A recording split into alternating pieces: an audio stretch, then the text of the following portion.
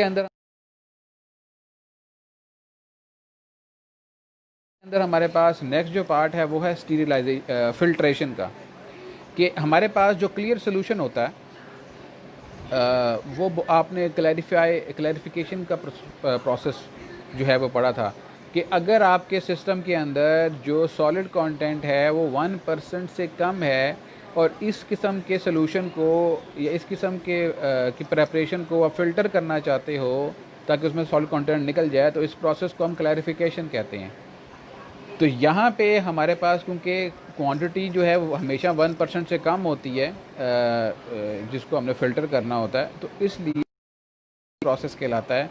तो filtration process central process clarification, ठीक है।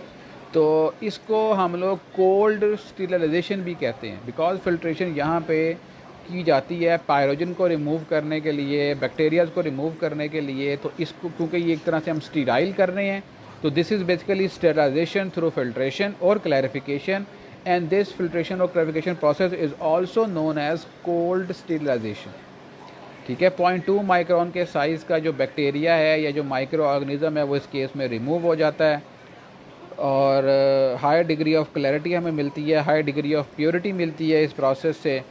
Filters are thought to be one or more combination of the following. जो filters यहाँ पे हम लोग यूज़ करते हैं for clarification purpose, for sterilisation purpose, उसके 3 पार्ट हैं उस फिल्टर के। पहला पार्ट जो उसके अंदर होता है वो, दूसरा पार्ट जो है वो इंट्रैपमेंट और इम्पैक्शन कहलाता है, और तीसरा पार्ट जो है वो इलेक्ट्रोस्टैटिक अट्रैक्शन कहलाता है। तो ये 3 पार्ट जो हैं इनको यूज़ करके तो हम लोग अपने लिक्विड को स्टीराइल करते हैं। जहाँ तक सीविंग की बात है, तो ये पार्ट जो फ़िल्टर का होता है ये रिटेन करता है पार्टिकल्स को। जो बड़े पार्टिकल्स होते हैं 0.2 माइक्रोन से बड़े, उनको रिटेन करता है। जो इंट्रैपमेंट का पार्ट है, सेकंड पार्ट, ये particle larger in size entrapped lodge in the passageway on the surface of the pores।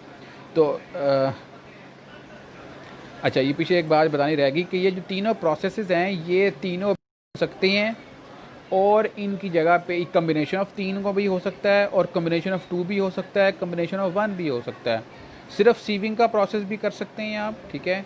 Entrapment के केस में अगर आपको याद हो, हमने मेटा फिल्टर्स पढ़े थे, और मेटा फिल्टर जो थे वो इस तरह के कॉनिकल फिल्टर्स थे। ऊपर से चौड़ा था उसका पोर, नीचे से छोटा होता है। तो ऊपर से जो चौड़ा पोर होता है, बड़ा पार्टिकल आके यहाँ फंस जाता है, और छोटे पार्टिकल फिर ग्रेजुअली नीचे आते आते आते फंसते जाते हैं, ठीक है। इसी कहते ये फिल्टर चौक नहीं होता। तो ये इंट्रैपमेंट या इम्पैक्शन का फिनोमेना होता है। थर्ड हमारे पास इलेक्ट्रोस्टैटिक अट्रैक्शन है। इसके अंदर हमने हैपा फिल्टर्स के अंदर पढ़ा था, HVAC के अंदर पढ़ा था कि हमारे पास जो है अट्रैक्शन या जो इलेक्ट्रोस्टैटिक अट्रैक्शन है, इसमें ऑपोजिटली चार्ज पार्टिकल्स जो हैं उनको एब्जॉर्ब किया जाता है। पॉजिटिव चार्ज जो होंगे वो नेगेटिव एब्जॉर्ब कर लेंगे, नेगेटिव चार्ज जो होंगे वो पॉजिटिव एब्जॉर्ब कर लेंगे। तो जो चार्ज पार्टिकल्स हैं ये भी इस तरीके से रिमूव हो जाते हैं। अच्छा, note, prolong the speed force tend to sweep particles initially held by entrapment electrostatic charges through pores. अब यहाँ पे बहुत ज़रा ज़रूरी एक चीज़ है कि अगर आप स्पीड ऑफ द फिल्ट्रेशन बढ़ाते हैं तो चांसेस हैं कि आपका फिल्ट्रेशन का जो प्रोसेस है वो सही तरीके से काम ना करे, वो कॉम्प्रोमाइज़ हो जाए। ये क्यों होता है ये आप पहले पढ़ चुकी हैं। जब फोर्स बढ़ती है या मटेरियल की क्वांटिटी बढ़ती है तो पोर साइज़ डिसलॉज हो जाता है। ये हम पहले फिल्ट्रेशन में बहुत डिटेल्स में हम लोग पढ़ चुके हैं। तो जो प्रेशर होल्ड टेस्ट है, these tests are performed to detect pressure pores or other openings through the membrane. The test is performed by gradually increasing the air pressure on the upstream side of the water wet filter. The bubble point test keep rising the pressure until the obtain where the air bubble first appear। तो ये वही बात है हमारे पास कि जो pressure hold test है, आप against the surface of membrane filter आप प्रेशर देते हो, और जैसे ही आपको दूसरी साइड पे बबल मिलते हैं आप देखते हो कि ये इसका प्रेशर होल्ड टेस्ट था। आपका आमतौर पे 0.2 माइक्रोमीटर का सेलोज एस्टर फिल्टर जो है वो इसमें यूज़ करते हैं बबल पॉइंट टेस्ट के अंदर 0.2 माइक्रोन का, और 50 psi प्रेशर दिया जाता है, और uh diffusion flow rating no greater than 13 ml per minute.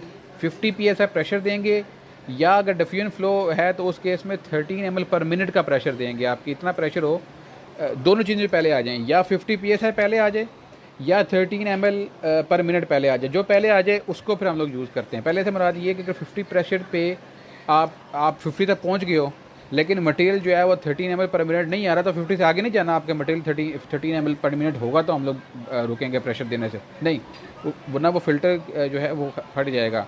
या आपने प्रेशर 40 तक पहुंचाया अभी, लेकिन 13 ml पर मिनट आपका प्रेशर आ गया है, तो अभी इससे ऊपर जाने की ज़रूरत नहीं है, ठीक है। तो ये एक बेस लाइन है हमारे पास इन टेस्ट को चेक करने के लिए कि हमारी फ़िल्टर की इंटीग्रिटी बरकरार है या नहीं है। अभी 0.2 माइक्रोन की जगह 0.1 हम लोग क्यों नहीं यूज़ करते, तो अब न्यू एविडेंस जो है उसके अंदर ये हुआ है हमारे पास कि हमने 0.1 माइक्रोन का फ़िल्टर यूज़ किया है। लेकिन उसके अंदर प्रॉब्लम क्या आती है कि हमारे पास हम अकेला 0.1 माइक्रोन का फ़िल्टर यूज़ नहीं कर सकते। इशू क्या है? इशू वही है कि वहाँ पे स्पीड जो है आपके मटेरियल की जो वो कम हो जाती है, ठीक है, फिलिंग रेट कम हो जाता है, फिल्ट्रेशन रेट कम हो जाता है। तो इसलिए फिर ये किया गया है कि पहले हम 0.3 और 0.2 यूज़ करते थे, अब 0.2 और 0.1 यूज़ कर लेते हैं कि पहले 0.2 लगाया वो बड़े मटेरियल को रोक लेगा, बड़े पार्टिकल को रोक लेगा, और फिर 0.1 लगा दिया वो छोटे को भी रोक लेगा। तो बाई साइड 0.1 का फिर 0.2 का फ़िल्टर लगा के तो हम फिल्ट्रेशन जो है वो परफॉर्म करते हैं। सो जी, ये हमारे पास जो थर्ड पार्ट था इस चैप्टर का, पाइपरेशन ऑफ पैरेंटल का, वो भी कंप्लीट हो गया है।